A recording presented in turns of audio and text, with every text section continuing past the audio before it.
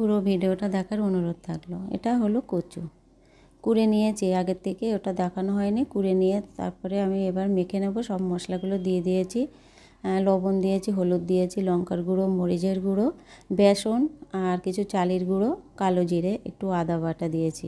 দিয়ে সবগুলো একসঙ্গে ভালো করে মেখে নেব। এদিকে তেল বসিয়ে দিয়েছি, তেলটা গরম হয়ে গেছে। একটা একটা করে তেলের মধ্যে চেপে চেপে বসিয়ে দেব।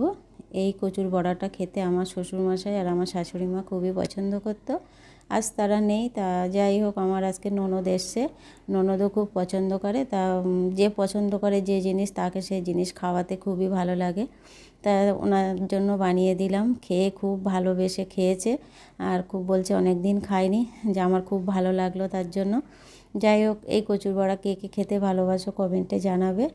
লাল লাল করে সব ভেজে তুলে নিয়েছি, শক্ত শক্ত মুচমুচে হয়েছিল। আর এই গরম ভাতের সঙ্গে দারুণ মজাদার খাবার, খেতে খুবই ভালো লাগে, আমারও তো খুব পছন্দ। আর আমার মা খুব পছন্দ করে, মায়ের আসার কথা আছে, তা আসেনি।